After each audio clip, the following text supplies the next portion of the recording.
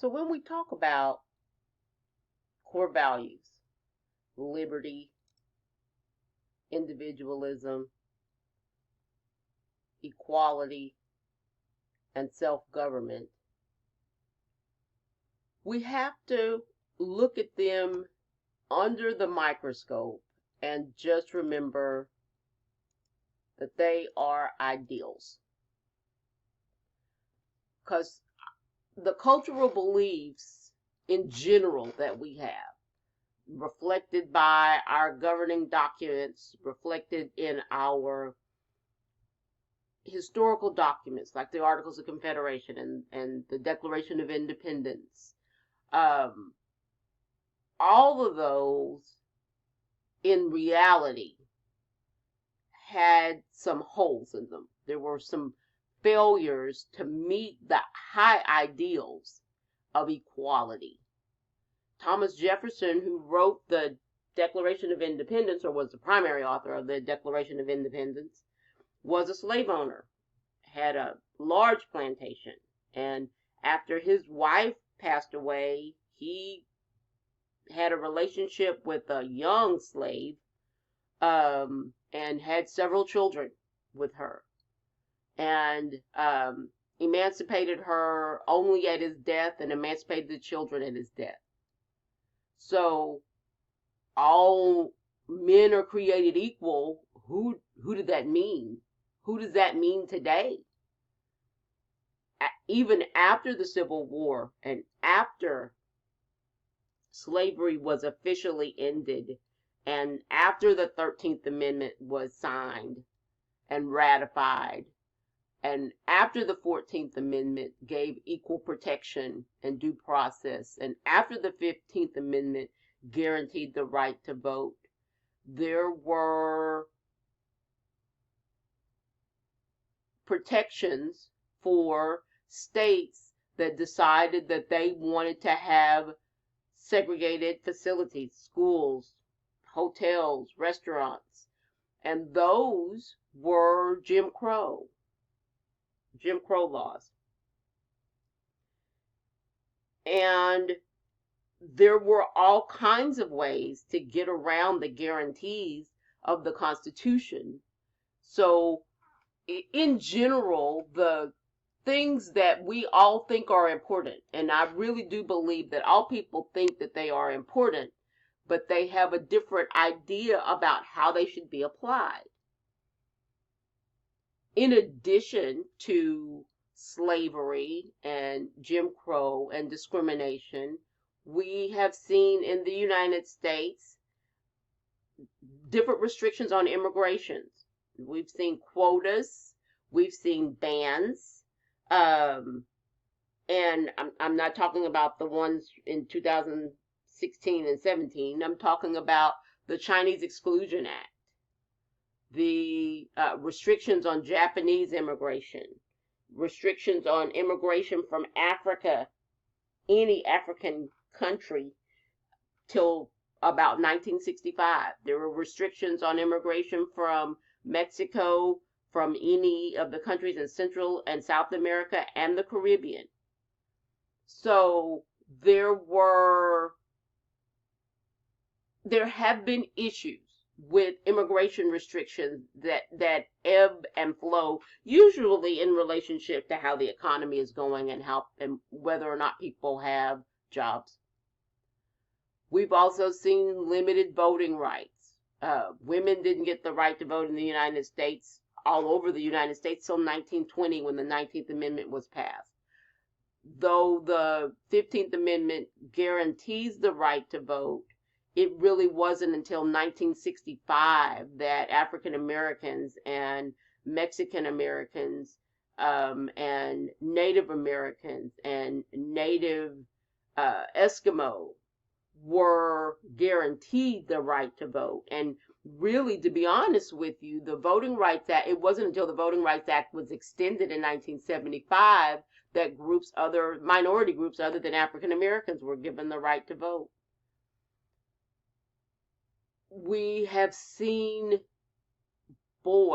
as I speak right now, there is a gentleman in the hospital in Minnetonka who was shot in the back, African American male, 7 times, and his family is suing the city by the police, suing the city, and he is paralyzed. We don't know whether or not it'll be permanent. So, is there equal treatment? Should there be equal treatment? All of those questions, and honestly, if we are talking about the LGBTQ community, didn't have the right to actually marry until 2015. There are disparities in access to free, acceptable public education. Different schools, different school districts have different levels of resources, different levels of teachers. And then there is always the question of access to higher education. Should community college be free to give access? Does it require, honestly, to have a good paying job that sustains your family? Should you have to have a skill that you can only earn in higher education, a certificate or certifications or a degree? And what about the fact that the prices seem to be going higher and higher, making it less accessible for some people? If we look at a distribution of the states that have the highest amount, the United States has the largest college system, but there are some states where less than 20% of the people, of the adults, have college degrees. It's Arkansas, Mississippi, West Virginia.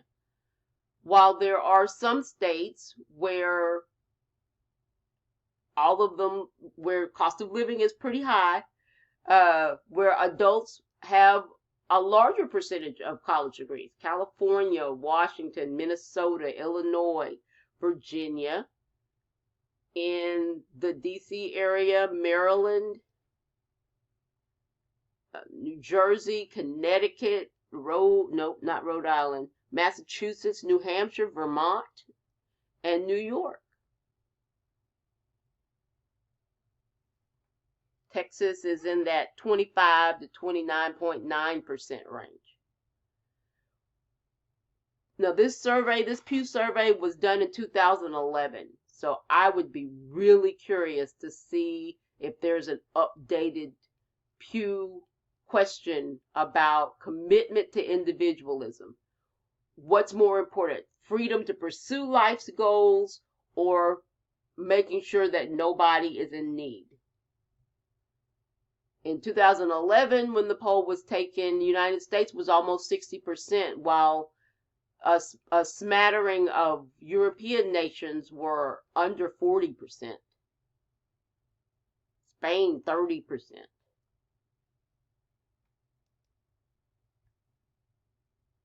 Well, when we figure out how things work in government, we look at the word politics.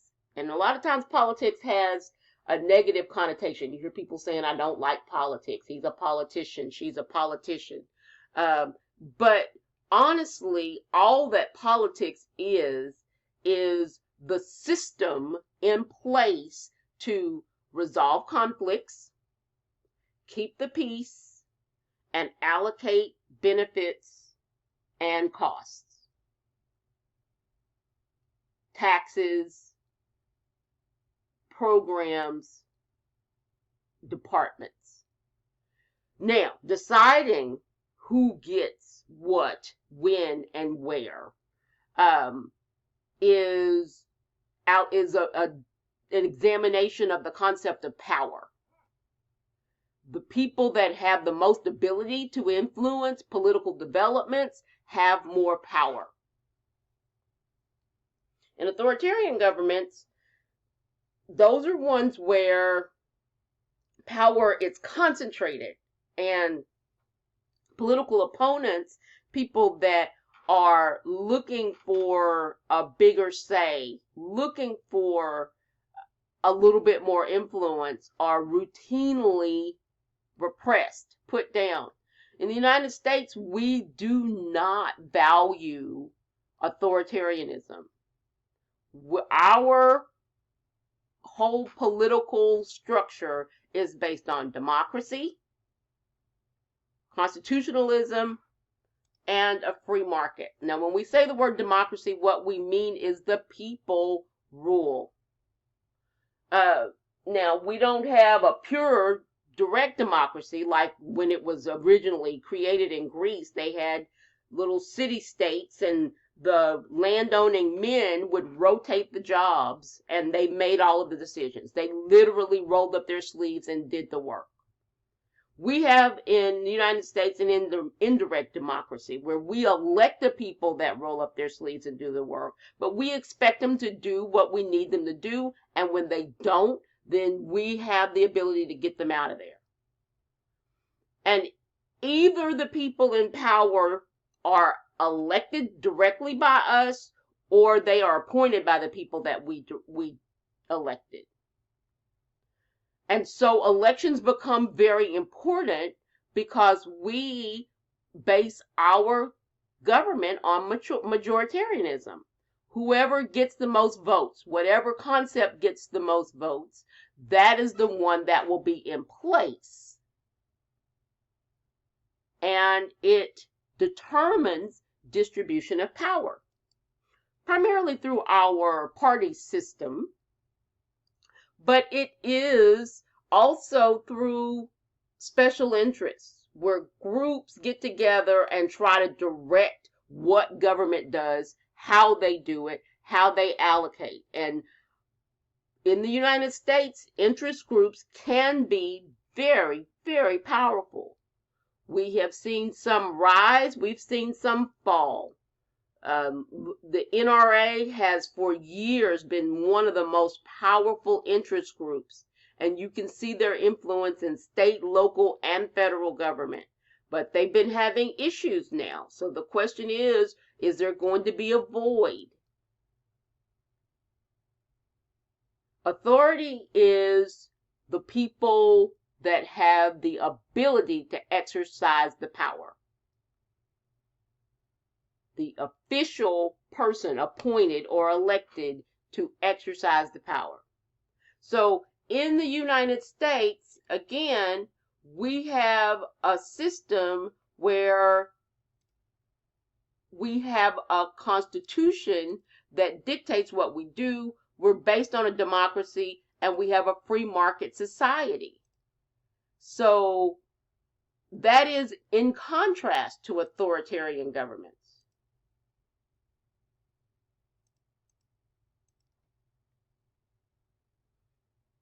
The writers of the Constitution devised an elaborate system of checks and balances and added a Bill of Rights to our governing document, which is our Constitution. We base everything. Who gets power, how they get the power, how we determine what's right and wrong, what powers they have, are all housed in this little short United States Constitution. We resolve conflict primarily through legal action. And you don't have to be a person in power. You don't have to be even a person in authority to be able to access the legal system. But that's the way that we resolve conflict, and that is the way that ordinary citizens get a way to exercise power.